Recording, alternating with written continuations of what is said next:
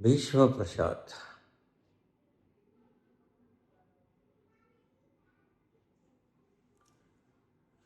बाबा जी सादर चरण स्पर्श।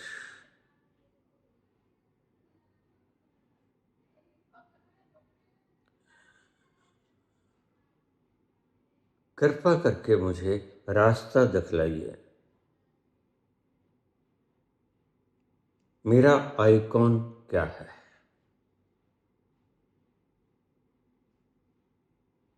मुझे क्या बनना चाहिए?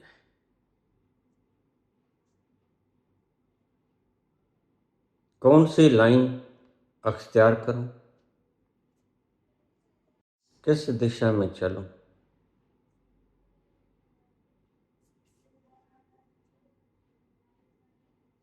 मुझे मार्गदर्शन करने की कृपालता करें।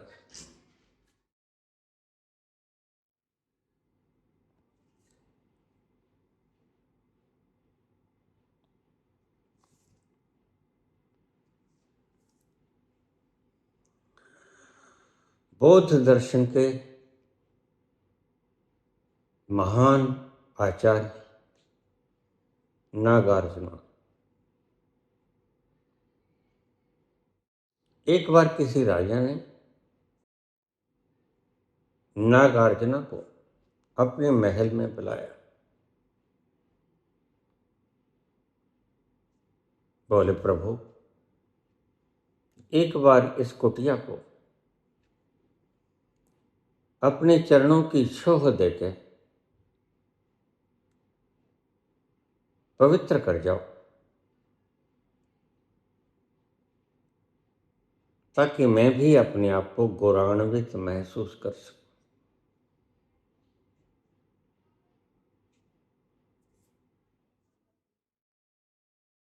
नागार्जुन बड़ा सीधा साधा सरल व्यक्ति था।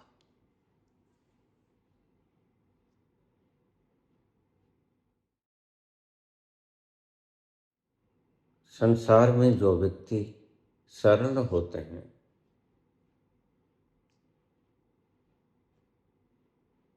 वो ही आनंद से भरे होते हैं।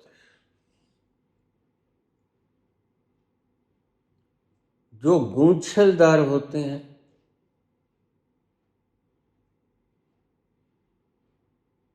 वो असामान्य व्यक्ति होते हैं, सामान्य नहीं होते।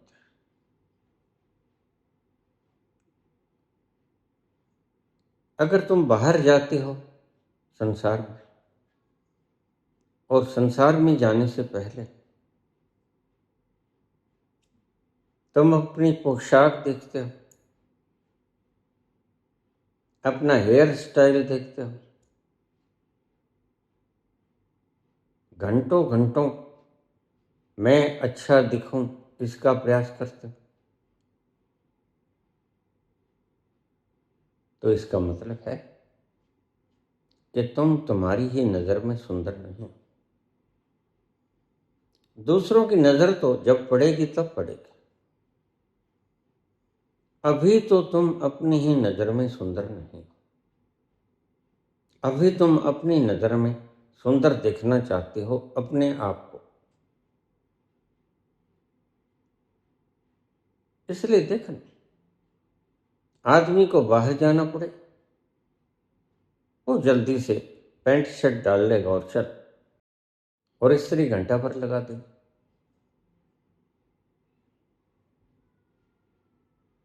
स्त्री को दिखाना है,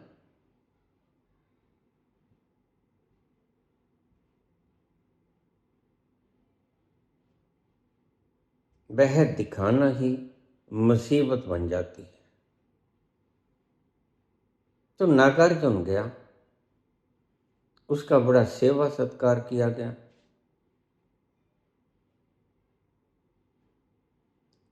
और अंत में उस राजा ने नागार्जुन को बहुत बहुमूल्य हार दिया।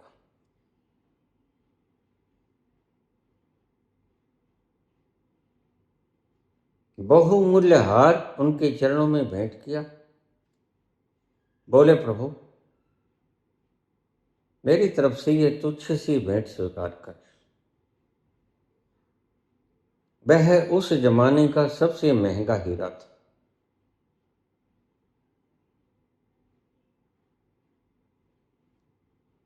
नागार्जुन ने वह उठाया,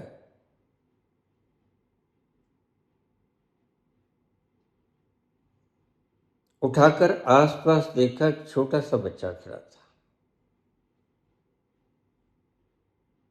उसने वह हार छोटे से बच्चे को दे दिया।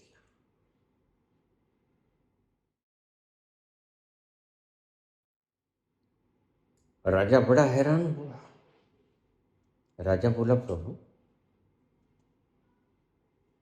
यह भेंट बहुत बहुमूल्य है, यह बच्चों का खिलौना नहीं है।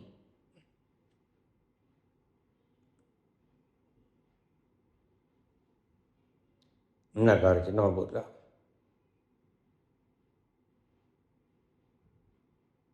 जहां जिसे तुम बहुमूल्य समझते हो वो सभी बच्चे के खिलौने।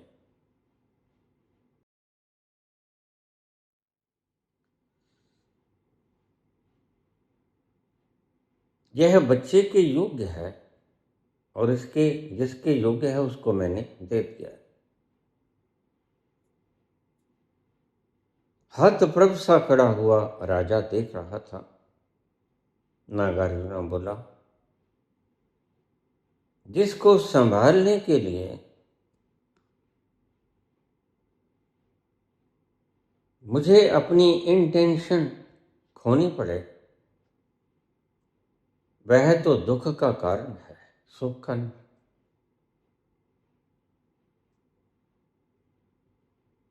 तुम अपने सौंदर्य को संभालते हो,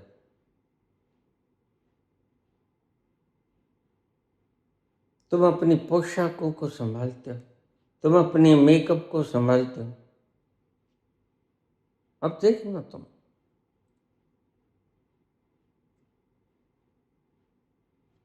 किसी जगह कोई फंक्शन है, वह कैसे औरतें रुमाल से ऐसे मेकअप को करती, जबकि आदमी सारे मुंह में से रुमाल को फेर लेता है।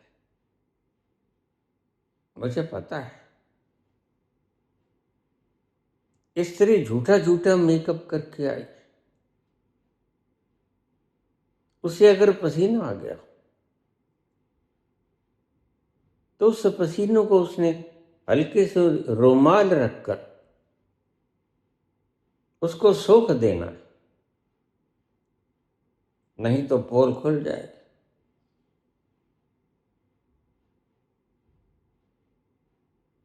और जिसके गुम होने से तुम्हारी पोल खुल जाए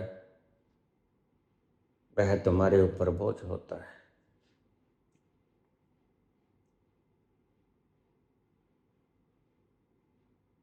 आज सारा संसार इसी चीज से त्रस्त है। उसने झूठा झूठा आइकॉन बना लिया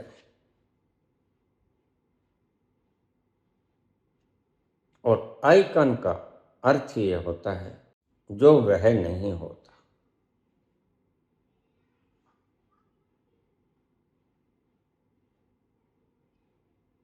प्रत्येक व्यक्ति का सिंपल होता है। जैसे सचिन तेंदुलकर, वह क्रिकेट का आइकॉन,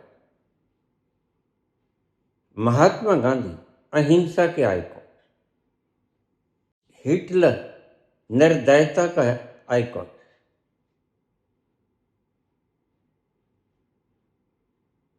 आइकॉन का मतलब है प्रतिबिंब, सिंबल।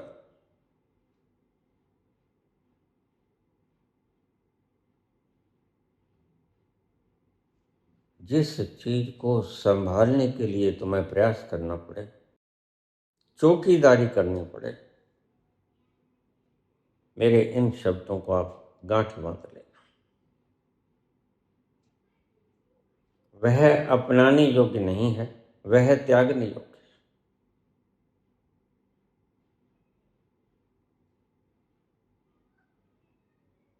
इसके अर्थ बड़े गहरे हैं।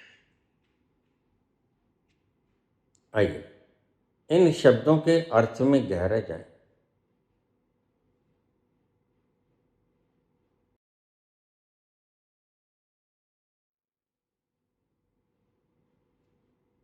क्या है जिसे तुम्हें संभालना नहीं पड़ता। शरीर को तुम्हें संभालना पड़ता है।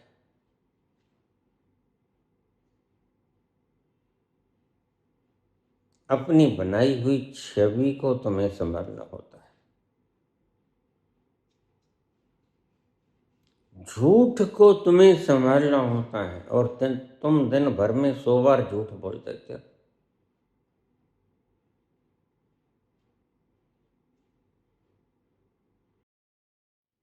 बहुत से लोगों को याद नहीं रहता कि मैंने किसके आगे कौन सा झूठ बोला था। इतनी गड़बड़ हो जाती है। सत्य को कभी याद नहीं रखना पड़ता।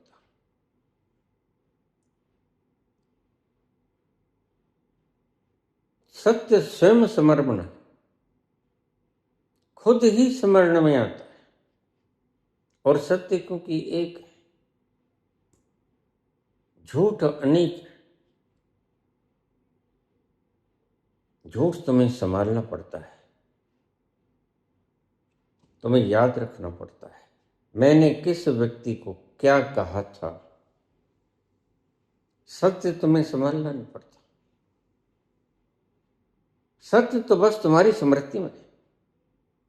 तुम स्मृति में उतरोगे, देखोगे और बता दोगे। जैसे 2 और 2 4, ये तुम्हारी स्मृति में। जिस वस्तु को संभालने की चिंता करनी पड़े, वह वस्तु तुम्हारे लिए दुखदाई है। तुमने क्या क्या संभाल रखा है? अपने अंतस में जाओ और खंगालो। वो अपनी बनावटी इमेजेस जो तुमने संभाल रखे हैं। तुम्हारे पास इतने हीरे हैं, इतना खजाना है, इतना द्रव्य है। यह तुम्हारी क्वालिफिकेशन है।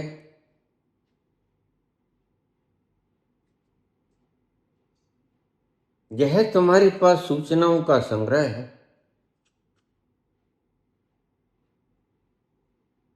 तुम्हारा नाम क्या है, तुम्हारा गांव क्या है, ये सब तुमने संभाल रखा है।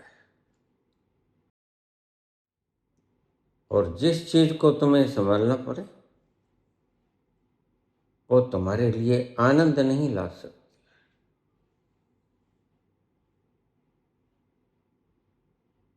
जिस चीज को तुम्हें संभालना न पड़े, और वह चीज कभी तुम्हारे संभाले बिना भी बची रहे, सुरक्षित रहे, कभी खोए ही ना, उसको आइकॉन बना लेना। ऐसा क्या है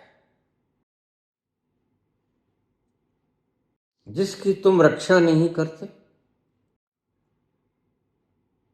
और वह अपनी रक्षा स्वयं करता है? वस्तुओं की रक्षा तो तुम्हें करनी होती है।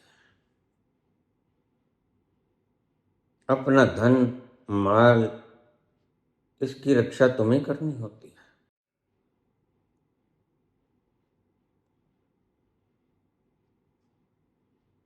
जिस चीज की तुम्हें रक्षा न करनी, स्वयं मेव ही रक्षित हो,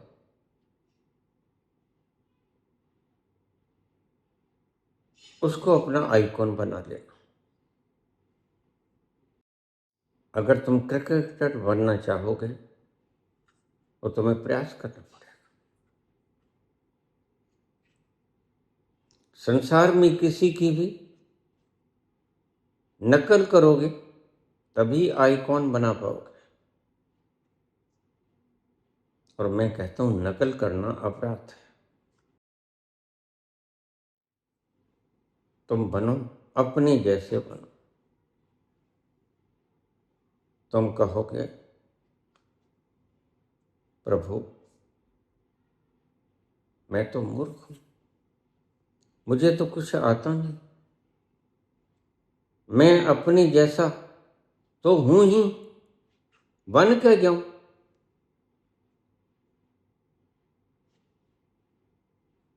हाँ, यही मैं तुमसे कहता हूं, तुम अपनी जैसे हुए नहीं।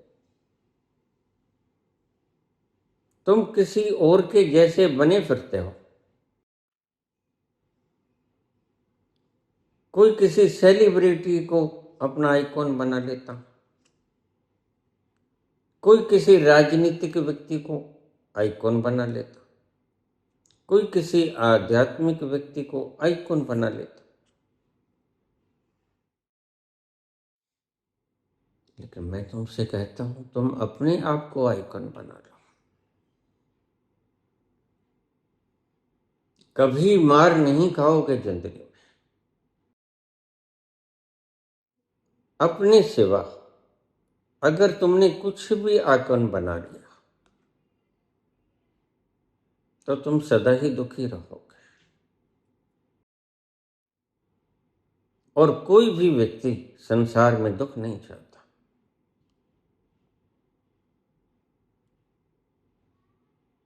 हर व्यक्ति सुखी रहना चाहता है।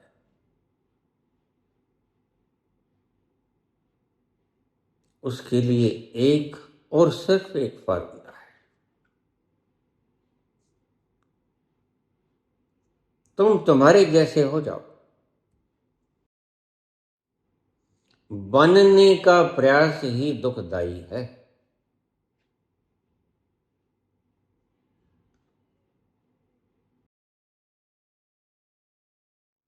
तुम कुछ बनना चाहते हो, हॉकी का प्लेयर, फुटबॉल का प्लेयर, क्रिकेट का प्लेयर,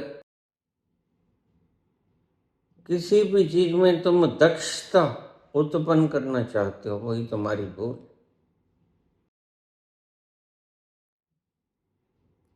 दक्षताएं सिर्फ तुम्हारे इल्म है।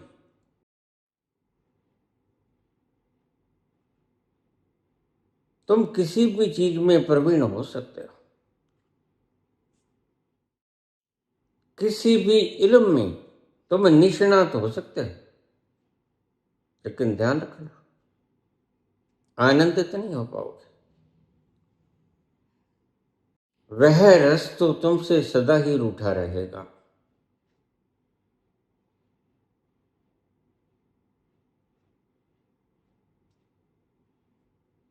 जिसने भी कुछ और होने का प्रयास किया, उसने सदा दुख ही पाया।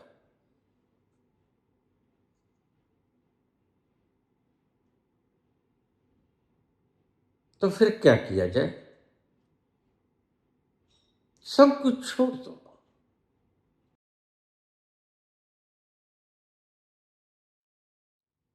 तुम सारे दिन भर के टूटे, थके मांदे,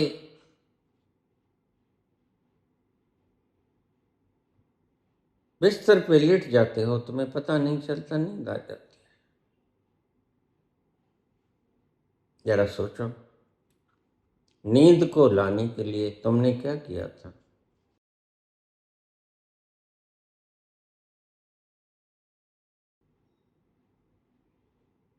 कुछ भी नहीं किया। नींद को लाने में तुमने अपने आप को रिलैक्स छोड़ दिया, और तुम्हें सुबह ही पता चला जब सूरज निकल गया।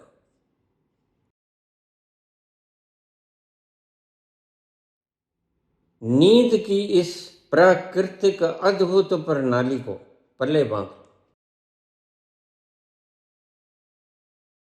आए थे थके मांदे, मेहनत करके चूर, सारा शरीर शक्तिहीन था। तो मरे मरे से किसी तरह बस बिस्तर पकड़ लिए और तुम लेट गए। और नींद ने तुम्हें एक ऐसा वरदान दिया कि सुबह जब तुम उठे रात भर तुमने कुछ न खाया, न कुछ किया, न कहीं गए, न कहीं आए, और सुबह तरोताजा होके उठे। कोई टॉनिक नहीं पिया रात को, थके मांदे आए थे, वैसे ही बिस्तरा पकड़ लिया, सो गए। कोई टॉनिक नहीं लिया, कोई न्यूट्रिएंट्स नहीं लिया, कोई दवा नहीं ली, बस लेट गए। उस नींद ने तुम्हें वह सबक सिखा दिया जो तुम आज तक सीखे नहीं। बचपन से तुम्हें नींद आती है,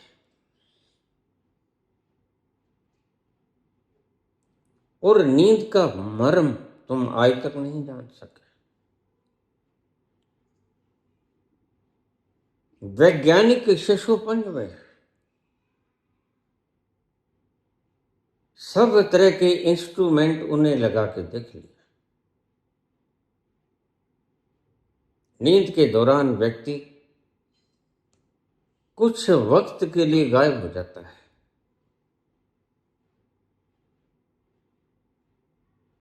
तरंग शून्यता, वेवलेसनेस,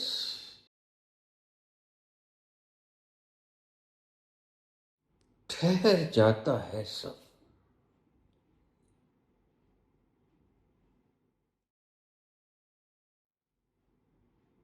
और वैज्ञानिक दांतों तले उंगली दबा लेते हैं।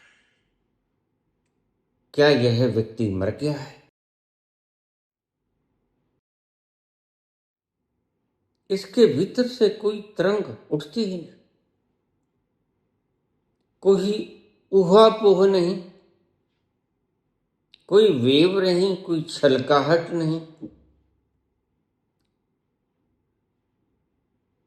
सब पूर्ण रूप से ठहर जाता है।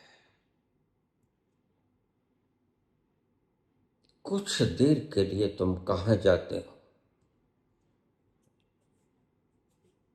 वो तुम्हें भी नहीं पता, और वैज्ञानिकों को भी नहीं पता। उन्होंने सारे उपकरण लगा लगा के देख लिए।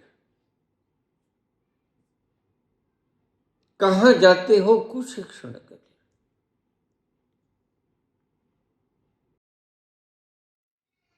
बस वहीं जाना है सदा के लिए।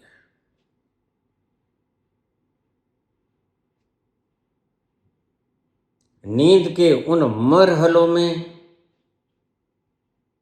तुमने जिस मुकाम को ग्रहण किया, उसी मुकाम को तुमने सदा सदा के लिए ग्रहण कर लेना। ध्यान रखना, नींद के उन क्षणों में तुम घंटा भर रहे, आधा घंटा भर रहे, लेकिन तुम मरे नहीं।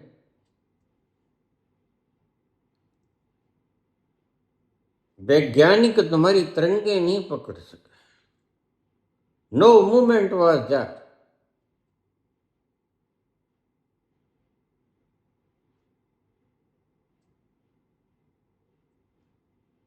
सभी तरंगे रुक गईं, ठहर गईं।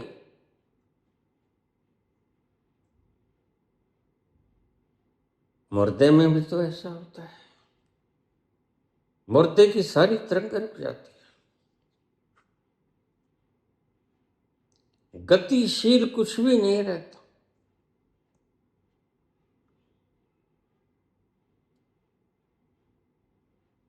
यही नींद के उस क्षण में घटित होता है तुम्हारे साथ।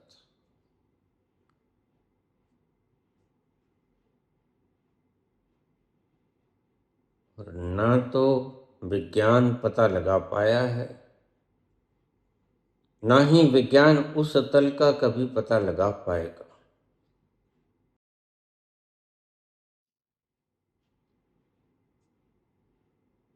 क्योंकि विज्ञान पकड़ता है तरंगों को,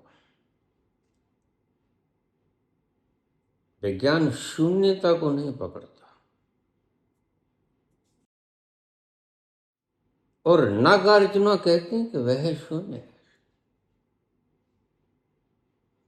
शून्य का मतलब निस्तरंग।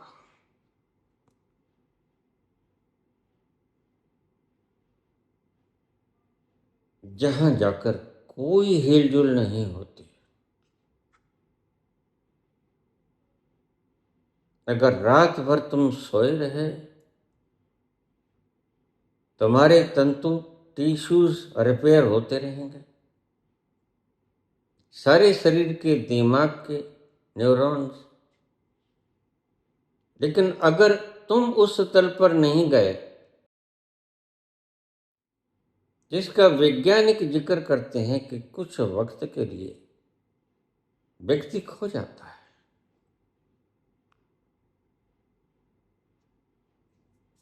तो तुम सुबह उठोगे, ताजगी नहीं होगी। वह ताजगी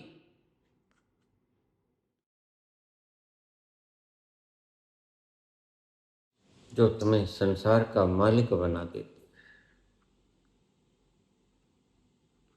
कुछ देर के लिए तुम संसार के मालिक हो जाते हो,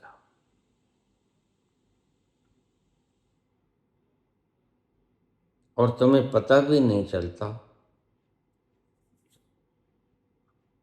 कि तुम संसार के मालिक हो गए।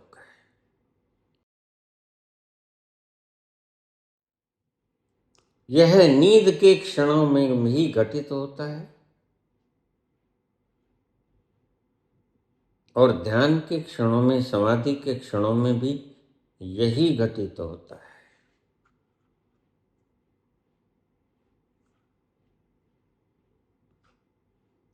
संतों ने नींद से ही इस रहस्य को निकाला। कौन सा है वो तत्व जहां थोड़ी देर जाने के बाद फिर वह आनंद बरसता है जिसका महिमा मंडन किया नहीं जा सकता।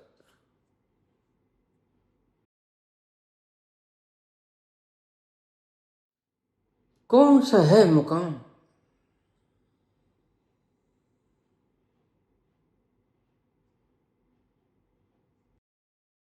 सो कर केहा, सो दर केहा, जित बै सर्ब संभाले, वाचे नाद अनेक असंख्य, केते बावण हारे, केते राग परिसो कैण, केते गावण हारे।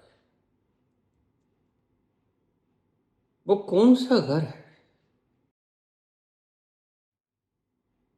सो दर केहा, सो कर केहा, जित बह सर्ब संभाले। जहां बैठकर सबको संभाल रहा है, वो घर कहाँ है? वो दर कहाँ है?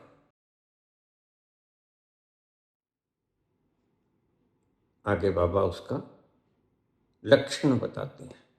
वाजे नाथ अनेक असंख्य, केते बावण हारे, केते राग परिसयो कहण, केते गावण हारे।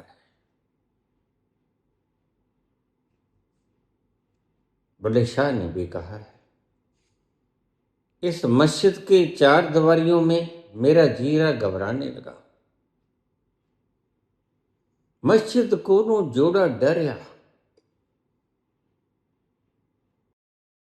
यह कैद खाना लगने लगा मुझे। मस्जिद को जोड़ा डरया, जा ठक्कर दे डेरे वड़िया, जिथे बजते नाद हजार, इश्क दी नमियों नमी बहार। ओ दर के रहा, ओ कर के हा, जित वह सर्व संभाले।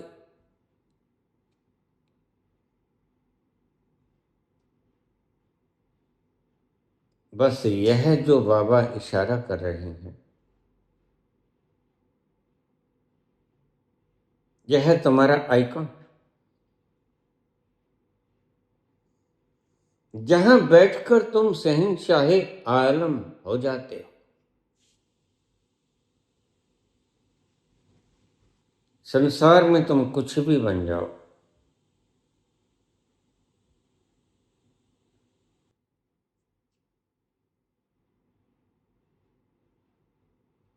बाबा कहते यह तुम्हारा आइकॉन नहीं है, यह तुम्हारे मन का आइकॉन है, और मन चंचल है। मन पल भर पहले कुछ और मांगता है, पल भर बाद मन कुछ और मांगता है।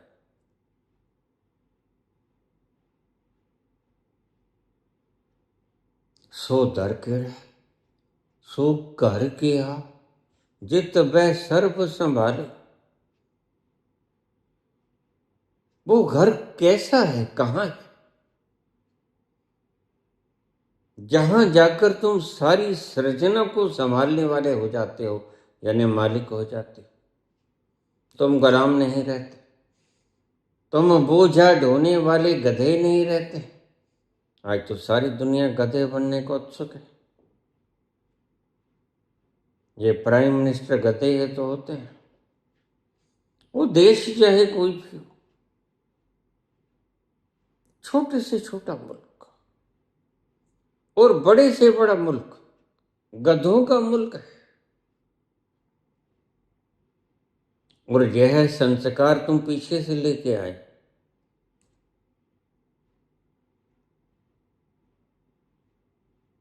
तुम बोझा ढोना चाहते हो। यही नागार्जुन ने कहा था, जिस वस्तु को संभालने में मुझे चौकीदारी करनी पड़े वह तो उपहार नहीं है राजन,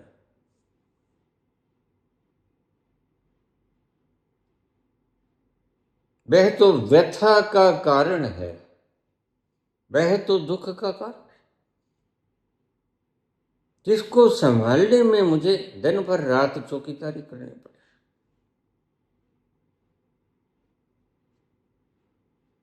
तो नागार्जुन कहते हैं कि वह तो विपत्ति है। मुझे संपत्ति की बात कहिए, विपत्ति की नहीं। राजा कहता है इससे ज्यादा तो मेरे पास कुछ है नहीं। तो नागार्जुन कहते हैं फिर तू मेरे से सीख ले। मैं जानता हूं राजाओं के पास विपत्ति के अतिरिक्त और कुछ हुआ नहीं करता,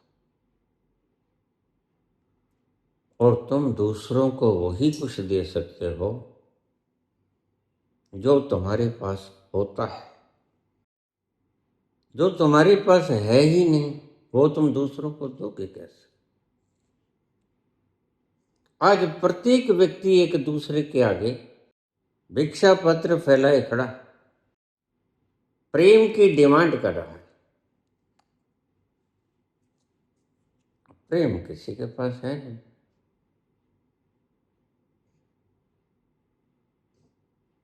प्रत्येक व्यक्ति कहता है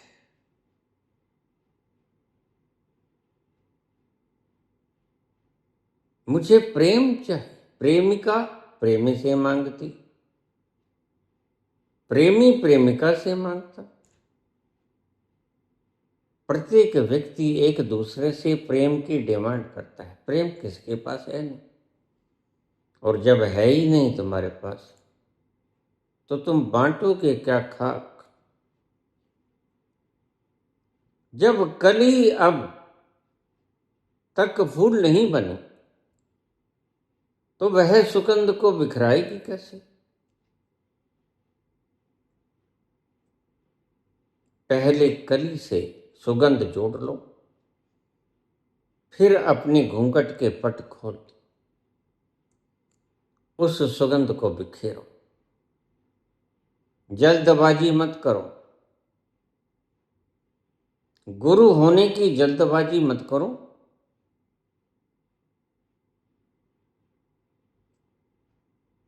गुरु होने में तुम गधे हो जाते हो।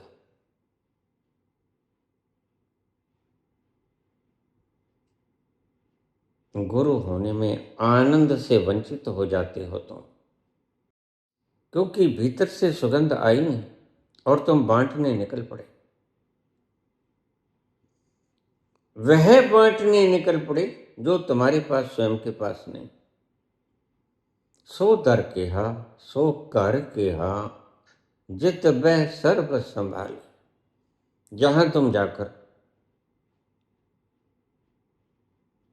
मालिक के खलक हो जाते हो, खालक, जहां तुम सल्तनत के पूरे विश्व के मालिक हो जाते हो, ब्रह्मांडों के मालिक हो जाते हो, जहां तुम अस्तित्व हो जाते हो, जहां तुम पूरे विराट हो जाते हो, वो घर कहाँ है?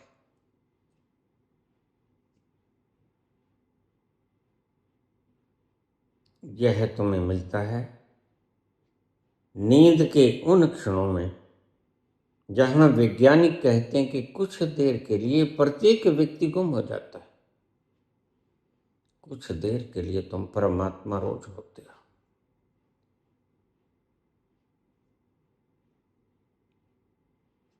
इसलिए तो जिंदगी को इतने मजे से गुजार देते हो।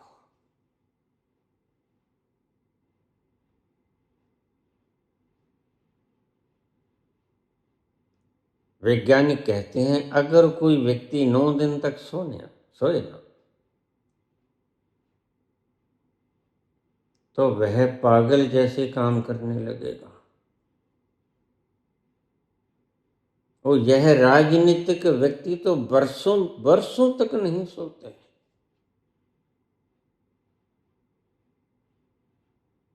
और ये धनाढ्य लोग, धनपति लोग, जिनकी सैकड़ों फैक्ट्री चलती हैं देश विदेश में, दुर्भाग्य है इनका जब लेके ही कुछ नहीं जाना।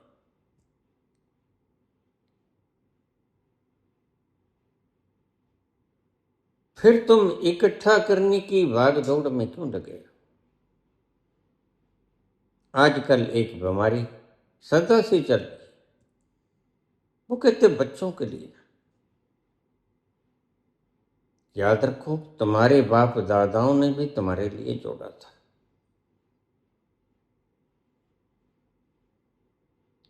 और तुम उससे क्या फायदा उठा रहे हो वो देख।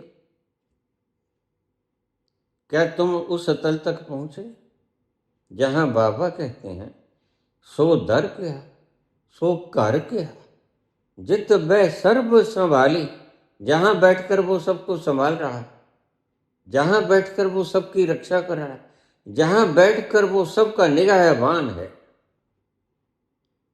2 आंखें,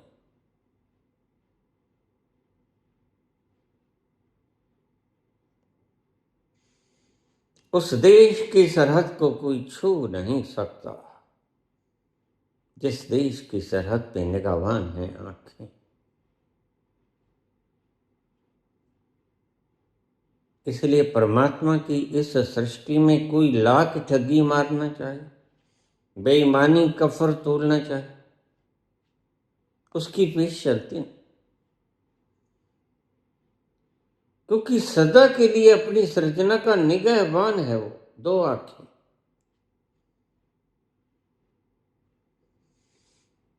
सो कर केहा सो दर केहा जित बै सर्व संभाले। जहां बैठकर वो सारी सृजना को संभाल रहा है वो कौन सा तल है? ध्यान रखना, तुम उस तल को जान तो ना पाओगे, तुम उस तल को पहचान पाओगे।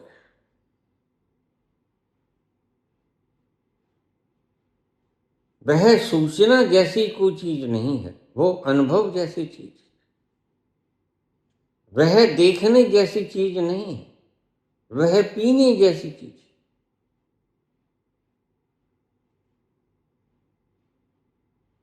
जैसे तुम शराब की बोतल को देख लो तो तुम्हें सरूर नहीं आएगा, और शराब की उस बोतल को खोलकर तुम गटक जाओ तो तुम्हें सरूर आएगा। परमात्मा देखने की चीज नहीं, और तुमने परमात्मा को देखने के सारे उपाय बना लिए। किसने परमात्मा को देवी स्वरूपा मानकर शेर पे बैठा दी,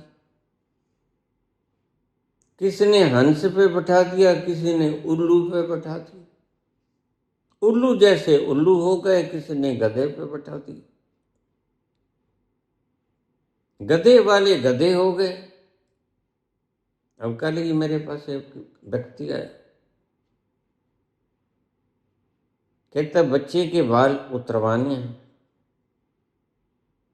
यह गुड़गामा वाली माता के पास जाना है। मैंने कहा किसी ने देखी है? कहता ये तो पता नहीं, लेकिन आदिकाल से परंपरा है। परंपरा का मतलब मूढ़ता। बिना देखे, बिना अनुभव किए उस चीज को सिर्फ परंपरा है इसलिए मान ले। It's not a scientific. यह एक नकल है। ये गुड़गामा वाली माता कोई कहीं नहीं होती, ये तुम्हारे बनाए हुए भ्रम। मैं तुम्हें जाने से नहीं रोकता।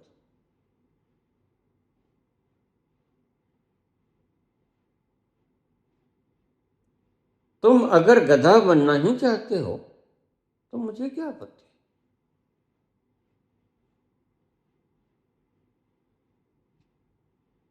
आज ऐसा युग है कि बुद्धू लोग बिना कुछ जाने वीडियोस पे कमेंट कर देते। मैं हंसता हूं।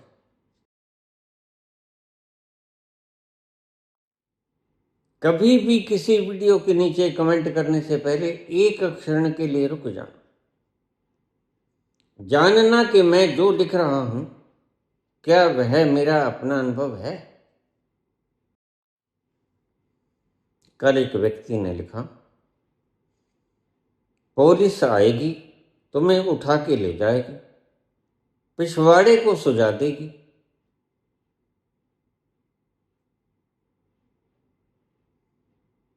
और तुम ये जो ब्लैक होल वगैरह की एस्ट्रल ट्रेवलिंग की बातें करते हो वो सब हिसाब ले लेगी।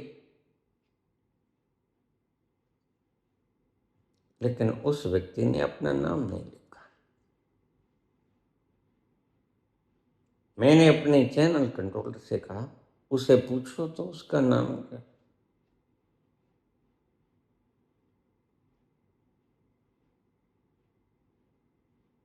उसकी पहचान क्या है, उसका मोबाइल नंबर क्या है, जरा पूछो तो। लेकिन उससे पहले ही, क्योंकि एक्सेस इनके पास होता है, चैनल कंट्रोल ने बॉडी उड़ा दिया, हाइड कर दिया। ऐसे बहुत से कमेंट आते हैं। कमेंट करो, वह तुम्हारी स्वतंत्रता है। मैं उस स्वतंत्रता को छीनना नहीं चाहता, लेकिन मेरे व्हाट्सएप ग्रुप में मत करो। क्यों? क्योंकि वहां प्रश्न होते हैं, फिर बच्चों के प्रश्न गुम हो जाते हैं तुम्हारे पागलपन के भीतर आके। तो कमेंट करने से पहले सोचना क्या यह मेरा अपना अनुभव है। अगर नहीं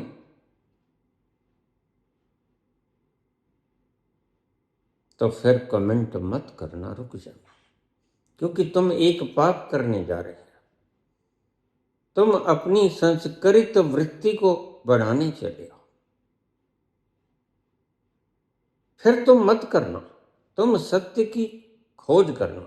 सत्य क्या है, और सत्य को जानने के बाद तुम जो कमेंट करोगे वह सही होगा। और सत्य किताबों में नहीं, सत्य शास्त्रों में नहीं, सत्य तुम्हारे आचार्यों के पास नहीं, सत्य तुम्हारे सदगुरुओं के पास नहीं।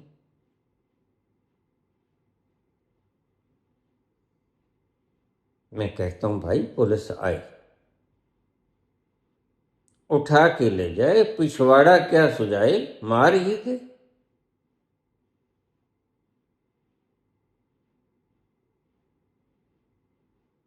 क्योंकि मेरा अंतिम लक्ष्य, मेरा अंतिम नियति और किसी की भी अंतिम नीति मृत्यु ही हुआ करती है। जब बच्चा जन्म लेता है तो एक चीज उसकी नीति में लिख दी गई, पक्की, क्या? मौत। और प्रत्येक व्यक्ति अपनी नीति को निभा के जाता है। कौन है? जो जन्मा हो और मरण हो। सिर्फ तुम्हारी कहानियों में हैं 8 लोग जो चिरंजीवी हैं। ये कहानियां हैं। जो कहते हमने देखा वो झूठ बोलते हैं, कुफ्र तोलते हैं। ना अश्वत्थामा अमर है, ना हनुमान अमर है, ना वेद व्यास अमर है, वो मर गए। बस उम्र कम या ज्यादा हो सकती है। महावतार बाबा, लोग कहते हैं अभी तक हैं। मैं कहता हूं तुम झूठ बोलते हो। और मेरी इस बात में कोई फर्क नहीं, क्योंकि मैंने जाके अनुभव करके उन सारे क्षेत्र को खंगाल कर देखा है कि महावतार बाबा ने कुछ साल तक ज्यादा जिए थे। लाड़ी महाशय, युक्तेश्वर गिरी, ये आपकी योगानंद जी, ये सब उनके शिष्य थे।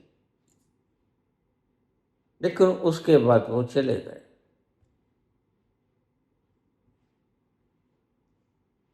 हिमालय के ही उस क्षेत्र में बर्फ के नीचे दबे पड़े, प्राण त्याग दिए।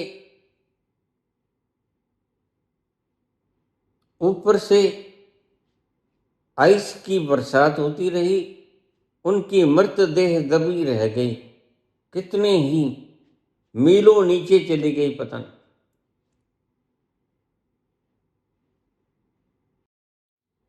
लेकिन इतना मैं जानता हूं कि महावतार बाबा ज्यादा उम्र तो भोग कर गए,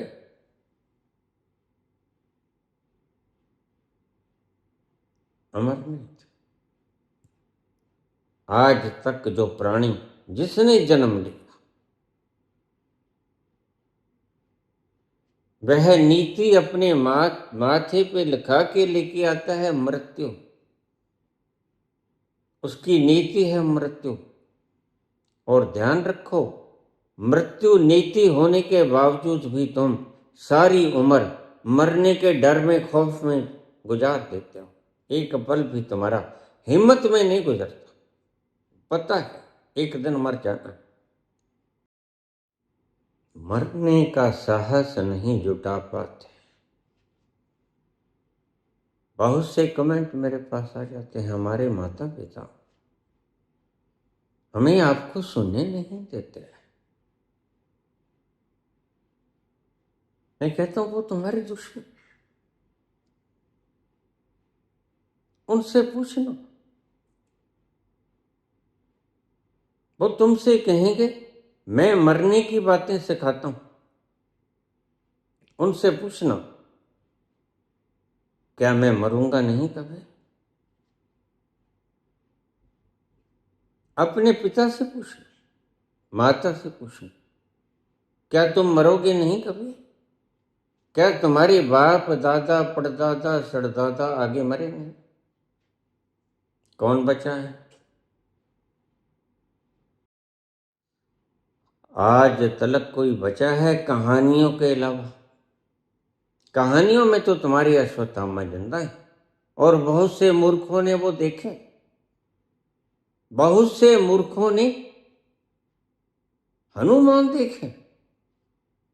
और बहुत से मूर्ख हनुमान के नाम के ऊपर पर्चियां निकालने का काम कर रहे हैं। बाबा बागेश्वर मेरे पास कई बार आ जाती है। मैं कहता हूं हनुमान, हाँ बाबा, अरे आज तो पांव पड़े तो पड़े, पांव को दबाते थोड़ा से। हाँ बाबा दबाते। ये घोटना वहां रखता है, पांव बड़े दुख रहे हैं, तेरे हाथ थोड़े काढ़े, ये पोले पोले हाथ से दबा देते हैं, बूढ़ा हो गया हूं, तेरे हाथ थोड़े काढ़े तो पांव दबा दे, पांव दबा देता है।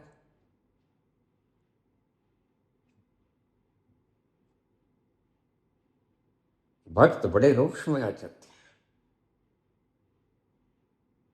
जो देखा नहीं,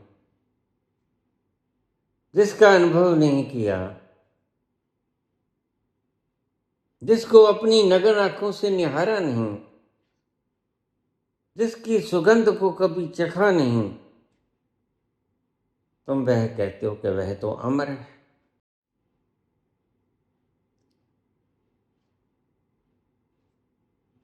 8 अमर होते हैं, वो मरे नहीं। ऐसा कोई व्यक्ति नहीं जो कभी नहीं मरा। और अगर कोई ऐसा व्यक्ति होता तो सबसे पहले नाम होता कृष्ण का और राम का।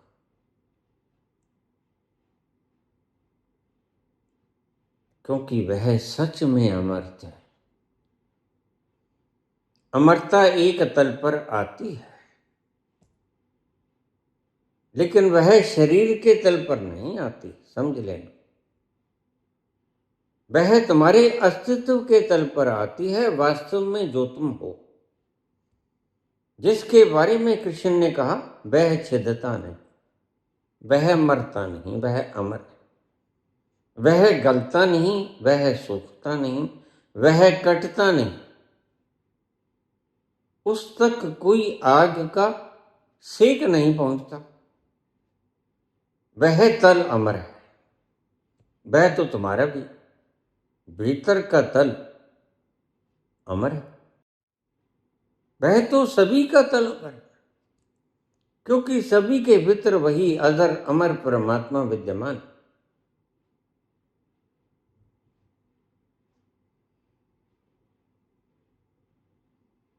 तुमने कहा आइकॉन। अगर बाहर के आइकॉन बनाने लगे तो यहां संसार एक सर्कस बन जाएगा। इमिटेशंस हो जाएंगे सब, बंदरों की तरह नकलची बंदर। बस कृष्ण तो एक ही अच्छा होता है। फिर वो रूप बदल के आते हैं। कभी राम बन के आते हैं, कभी परशुराम बन के आते हैं, कभी स्वभाव उनका क्रोधी होता है, कभी उनका स्वभाव करुणावतारम, कभी उनका स्वभाव प्रेम की बरसात करते हैं। मुझे लोग कह देते हैं बाबा आप कितना अच्छा बोलते हो, आप सियासत की बातें मत किया करो। मैंने कहा भाई तुम सियासत की बातें मत सुना करो। हंसा तो मोती चुगे, तुम अध्यात्म की बातें चुग लिया करो, क्या इतराज? संसार की बातें छोड़ दिया करो। लेकिन ध्यान रखना, जो मास्टर ऑफ मास्टर्स है, जिसने गुरुओं को भी पढ़ाना है, उसको तो सभी विद्याओं में निष्णात होना पड़ेगा। और राजनीति भी एक विषय है। वही कृष्ण निधि वन में गोपियां प्रेम की बरसात चाहती हैं और कृष्ण उनके ऊपर प्रेम की बरसात करते हैं, आंख मिचौनी खेलते हैं,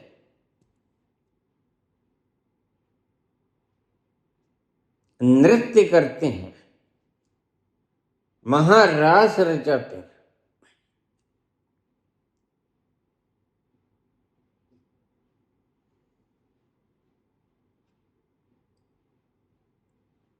माखन चोर हो नंद किशोर हो, माखन चोर वो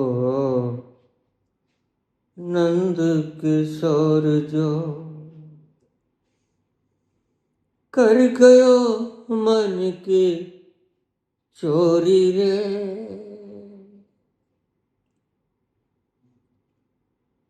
सुध बिसरा गयो मोरी,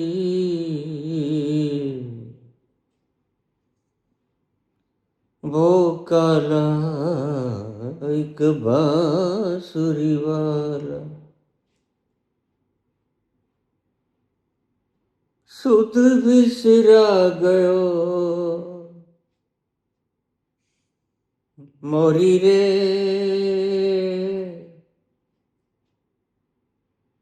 माखन चोर वो नंद किशोर कर गयो मन की चोरी रे। कर गयो मन की चोरी, वो काला एक बांसुरी वाला। पनघट पे मोरी भैया मरोरी, मैं बोली तो मेरी मटकी फोरी। पनघट पे मोरी भैया मरोरी, मैं बोली तो मेरी मटकी फोरी। मैं बोली तो मेरी मटकी फोरी। पैया परूं करूं मैं बिनती पर एक न मानी, एक न मानी वो मोरी रे।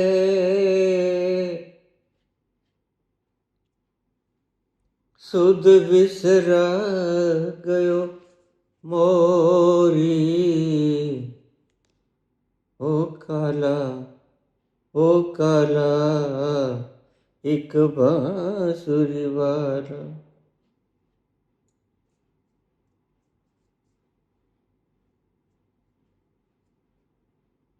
जहाँ जिस चीज की जरूरत होती है, देश काल और परिस्थिति के हिसाब से मास्टर ऑफ मास्टर्स तुम निष्णात हो किसी एक सब्जेक्ट में। वो केमिस्ट्री हो, वो फिजिक्स हो, जोलॉजी हो, बॉटनी हो, फिजियोलॉजी हो, लेकिन एक मास्टर ऑफ मास्टर्स होता है।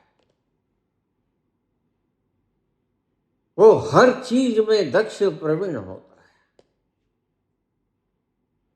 क्योंकि वह जानता है उसके पास सब भांति के शिष्य आएंगे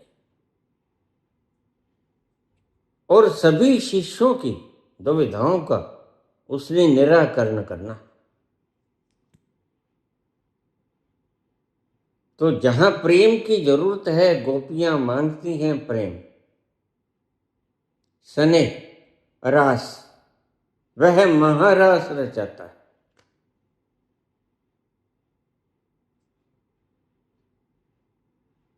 फिर वियोग का क्षण आता है।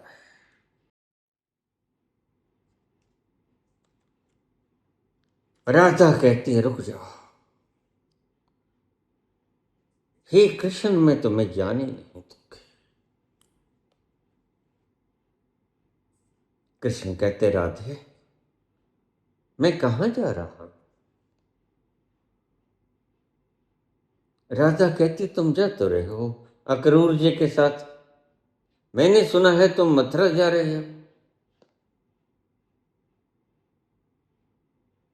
कृष्ण ने कहा राधे जरा अपने हृदय में झांक कर तो देखो कौन बैठा है।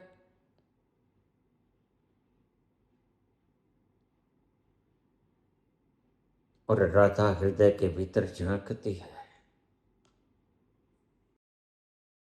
पाती है वह छैल छबीला, रास रसीला उसके हृदय में ही विराजमान, रथ के आगे से उठ जाती है और एक कोने में बैठ जाती है।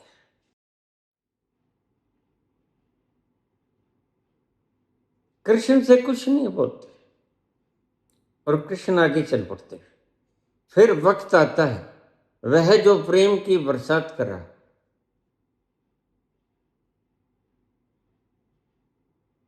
तुम तो कहोगे यह तो बड़ा दयालु है, यह तो प्रेम की बरसात करता, यह तो महारास रचाने वाला महाकरुणावान है, क्या यह हिंसा कर सकता है? लेकिन वह हिंसा ही नहीं, वह हत्या करता है, और करता है अपने मामा की कंस की। क्यों? क्योंकि कंस ने उसके 6 भाई मार दिए थे।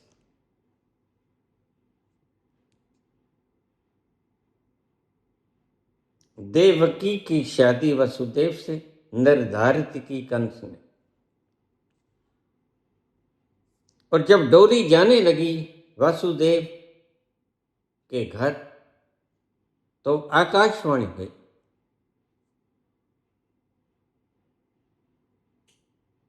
हे कंस, देवकी का 8वां पुत्र तेरे वध के कारण बनेगा। यह आकाशवाणी क्या होती है, तुम कभी फिर अलग से सवाल कर लेना, मैं तुम्हें इसका अंश अंश समझाऊंगा, कैसे होती है, कहां से आती है। अभी प्रसंग बहुत गहरा और आप इतना सुनते भी तो नहीं।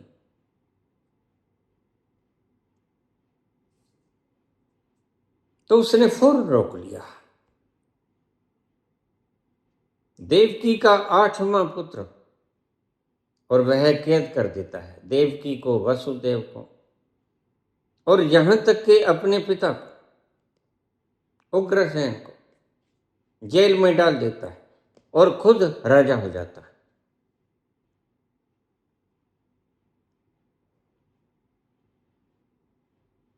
छह पुत्रों को मार चुका है। तुम सोचोगे, क्योंकि तुम चिपक जाते हो, और मैं इन्हीं चिपकाहटों से तुम्हें दूर करना चाहता हूं। आज इतने कमेंट आ रहे हैं, कोई बीजेपी से चिपटा है, कोई आरएसएस से चिपटा है, कोई कांग्रेस से चिपटा है, कोई और मनोवृत्ति से चिपटा है। बस तुम सिर्फ चिपटे हुए लोग हो, नॉन क्लिंगिंगनेस वाला कोई मुझे मिला नहीं। प्रत्येक व्यक्ति की कोई ना कोई चिपकाहट है, इसलिए तुम दुखी हो। थोड़ी सी खुशी की बात भी तुम्हें स्टिमुलेट कर जाती है। तो कृष्ण आते हैं बलराम सहित, अपने ही मामा कंस की हत्या कर देते हैं। फिर झगड़ा होता है हस्तिनापुर का।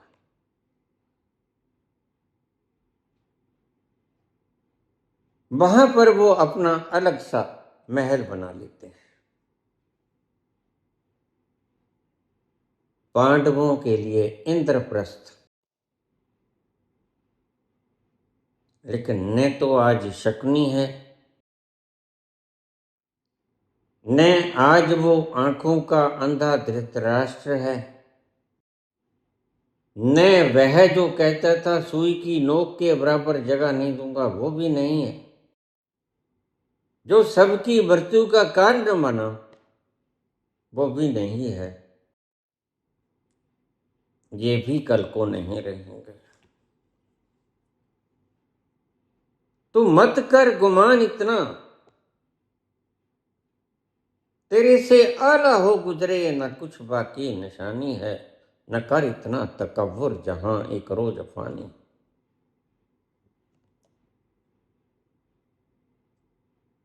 अपने ही मेरे भाई को शिशुपाल को मार दिया अगर पूजा के वक्त, जब गालियां निकली।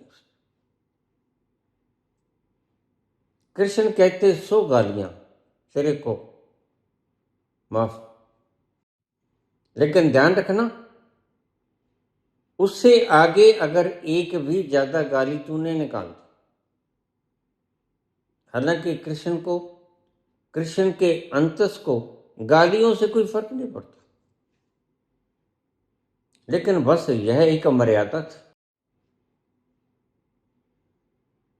और शिशुपाल 101 में गाली निकाल देता है और शीश धड़ से अलग हो जाता है।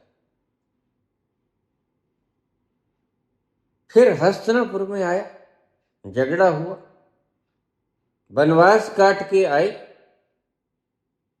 पांडव, उन्हें उनका हक नहीं मिला, तो 40 लाख लोग उसी महारास रचाने वाले, महा आनंद बरसाने वाले कृष्ण कन्हैया ने लाशें बचा दी। क्या कहोगे इसके बारे में?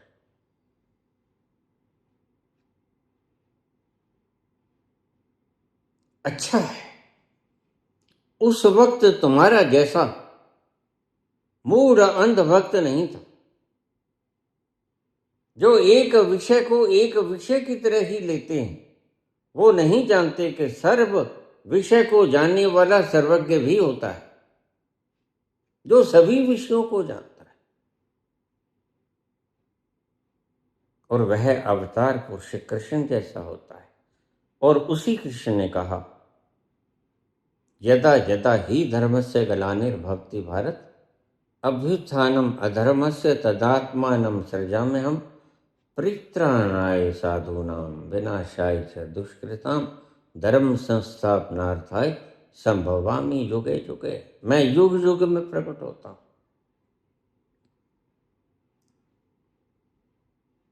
अभी कोई कहता है वो तो आ चुके हैं स्त्री रूप में, अभी कोई कहते हैं वो तो आ चुके हैं पुरुष रूप।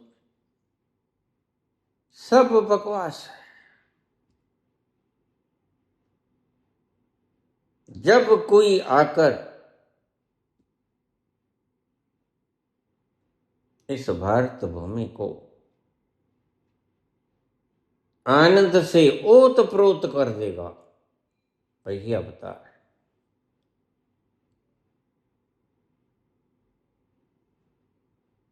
नफरत, ईर्ष्या, द्वेष और भेद फैलाने वालों को नेस्त नाबूद कर देगा, वही कृष्ण अवतार। जो शांति और प्रेम को बरसाएगा चहुं ओर से, जब चीख चीतकार की आग थम जाए और शांति का आभास होगा चारों तरफ,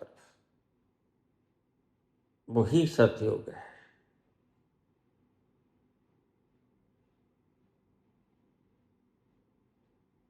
वो किसी भी रूप में आए, तुम उसको वस्त्रों से, मोर मुकुट से, वैजयंती माला से मत पहचान लेना, गलती खा जाओगे।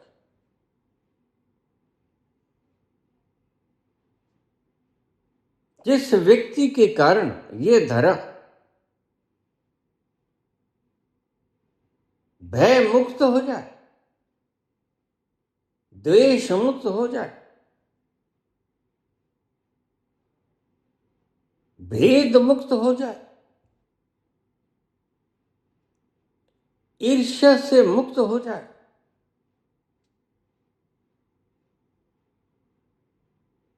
नफरत से मुक्त हो जाए, हिंसा से मुक्त हो जाए, वही अवतार। पहचान तुम देना, लक्षण मैंने बता दिया। उसके बिना तो सब। कोई न जाए, कोई न जाए कुंज गलिन में, तुम बिन कलियां चुनने को, तुम बिन कलियां चुनने को। कोई न जाए कुंज गलिन में, तुम बिन कलियां चुनने को। तरस रहे हैं ओ, तरस रहे हैं यमुना के तट, मुरली की धुन सुनने को। अब तो दर्श दिखा जा नटखट, अब तो दर्श दिखा जा नटखट, क्यों दुविधा में डाला रे। बड़ी देर भई नंद लाला, तेरी राहत के ब्रज वाला। किसी की नकल मत करना, परमात्मा भी किसी की नकल नहीं करता। कितने रूपों में आए, किसी का वेश तुमने समान पाया? कभी वो मत्स्य के रूप में आता, कभी वराह के रूप में आता। तुमने समानता पाई उसके अवतारों में। बस यही कहना चाहता है सनातन कि उसके अवतार तो आएंगे, लेकिन वेश यकसा नहीं होगा। कभी बलि बनकर आया, कभी क्रोधी परशुराम बनकर आया, कभी मर्यादित राम बनकर आया, कभी करुणावतार कृष्ण बनकर आया, 16 कला संपूर्ण कृष्ण बनकर आया। अब पापियों का नाश करने के लिए और अवतार, वही मुक्त करेगा इस धरती को। तुम्हें ज्यादा बिना जाने कमेंट वगैरह करने की कोई आवश्यकता नहीं होती। तुम्हारी कमेंटों को गंभीरता से नहीं लिया जाता। तुम समय बर्बाद मत किया करो, कोई काम धाम कर लिया करो। कोई काम धाम नहीं है, कोई पीसा वीसा, कोई कमेंट वगैरह करने को। यह बहुत सी बीजेपी वर्गी संस्थाएं आपको देती हैं, वो ले लिया करो। नफरत ही फैला दिया करो, कुछ तो करो। मोदी युग ने सब रोजगार छीन लिए।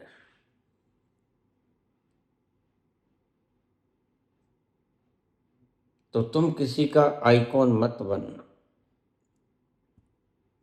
जिसने आइकॉन बनना चाहा वह चूक गया। वह आत्म तत्व होने से चूक गया, दूसरा बनने में उलझ गया,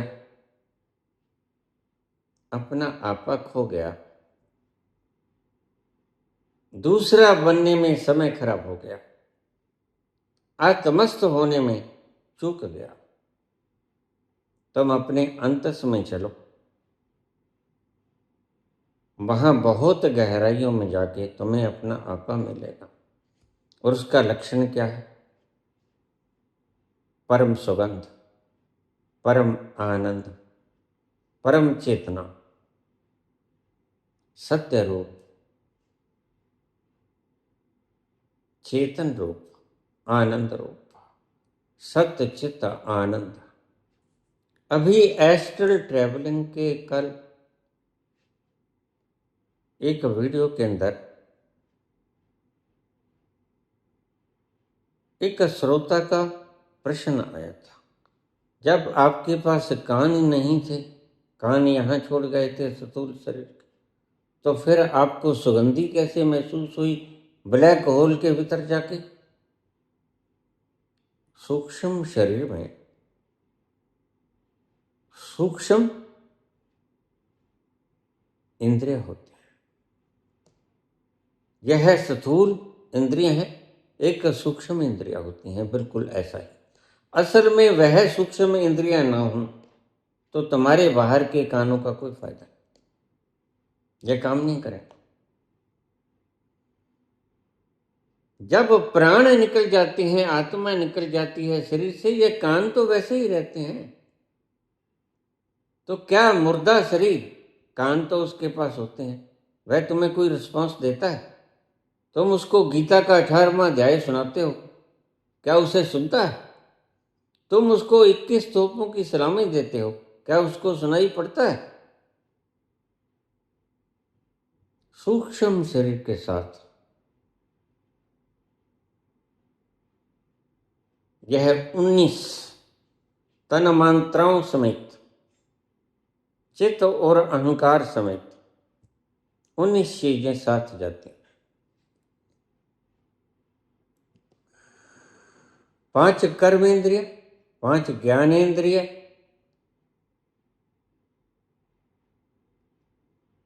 और 4 अंतःकरण चतुष्टय और 5 ज्ञानेंद्रिय। ज्ञानेंद्रिय, कर्मेंद्रिय, 5 प्राण, प्राण अपान समान उदान व्यान और 4 अंतःकरण चतुष्टय, मन, बुद्धि, चित्त, अहंकार। भीतर सब भरा पड़ा है तुम्हारे, समृतियां, तुम्हारे बनाए हुए दिवा स्वप्न। तुमने क्या किया अतीत के जन्मों में, सब भीतर संग्रहित है। व्यक्ति मर जाता है और इस शरीर को छोड़ता है तो उसे थोड़ी देर तो समझ नहीं आती कि यह लोग क्यों रो रहे हैं, मैं तो हूं। क्योंकि बिल्कुल ही इसी तरह का शरीर, सूक्ष्म शरीर इसके भीतर विद्यमान, उसे लगता ही नहीं कि मैं मर गया। वह रोते हुए परिजनों से कहते, क्यों रो रहे हो? अरे मैं तो हूं। वह बोलना चाहता है लेकिन आपको सुनाई नहीं पड़ता, उसको सुनाई पड़ता है। तुम्हारी चीत्कार, तुम्हारा रोना धोना, तुम्हारा विरलाप, तुम्हारे आंसू वह देखता है, उसे सुनाई पड़ता है। वह आसपास की वस्तुओं को, उसमें ग्रहण शक्ति है, श्रवण शक्ति है, दृश्य शक्ति है, वह सब उसके भीतर है। तो जब तुम ब्लैक होल में जाओगे या मैं ब्लैक होल में गया तो मेरे साथ सूक्ष्म ज्ञानेंद्रिय थे, घ्राणेन्द्रिय, उससे सुगंध भी आती है, उससे दुर्गंध भी आती है। रास्ते में जो कुछ आता है वह दिखता भी, बस क्या नहीं होता, यह पंच भौतिक शरीर नहीं होता। पृथ्वी, वायु, अग्नि, आकाश और जल, इसके सिवा सब कुछ होता है।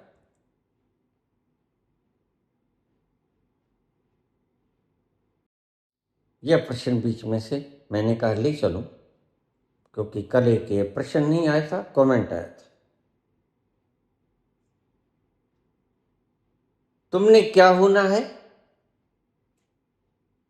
यह जो मैंने 19 चीजें गनाई, इसको देही कहते हैं। इसके साथ एक सूक्ष्म आत्मा का कण होता है जो इस सारे देही को गतिमान रखता है। असल में वही आपके दुख का कारण है, उसको ही गलाना होता है। और वह गलेगा जैसे ही आप सारी स्मृतियों को, सारे संस्कारों को,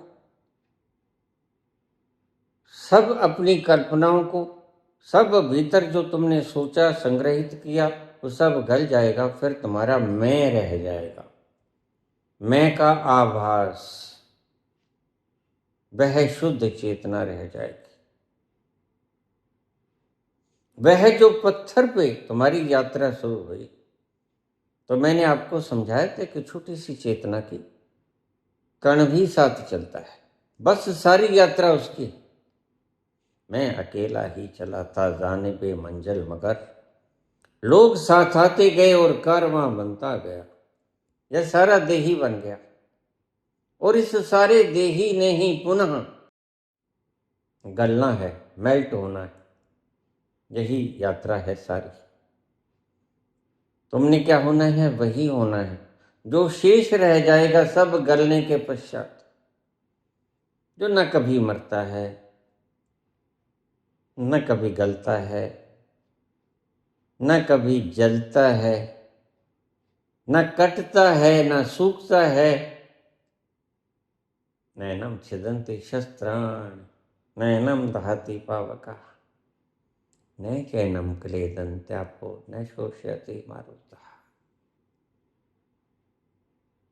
तुम्हें उसको आइकॉन बनाना है जो तुम वास्तव में हो, अन्यथा जीवन जन्मों जन्मों से तड़पते हुए उसके लिए जो तुमने होना है, तुम और जन्म लेते रहोगे, मरते रहोगे, जीते रहोगे, मरते रहोगे, और यह सिलसिला अंतहीन भी हो सकता है। बहुत जन्म बीते मेरे माधो, ऐ जन्म तुम्हारे लेख है, एक जन्म उसके लेखे कर दो। तुम किसी भी उम्र में हो, अगर यह एक जन्म तुमने उसके लेखे कर दिया, तो तुम अगले जन्म में जो कुछ लेके जाओगे, वे संस्कार तुम्हें मुक्त कर देंगे अगले जीवन में। अभी तुम कितने भी साल के हो, 50 के हो, 60 के हो, 70 के हो, 80 के हो, 90 के हो, कोई बात नहीं। तुम चलना शुरू करो। पहली सीढ़ी का पहला पायदान नापो। मैं अकेला ही चला था जानिबे मंजिल मगर, एक एक पायदान तुम ऊपर चले आना, और एक दिन तुम आखिरी छत पे पहुंच जाओगे। लोग साथ आते गए और कारवां बनता गया। एक दिन तुम मंजिल को पालोगे। यही तुम्हारा आइकॉन। वहां सुगंध है, वहां आनंद है, वहां शीतलता की घनित छाया, वही स्वर्ग है, वही सचखंड है, वही तुम्हारा लक्ष्य है, वही तुम्हारा एम है। उसको पाने के बाद कुछ और पाने को बाकी नहीं बचता। वहां जाकर तुम कह सकते हो there is no target of life now. धन्यवाद।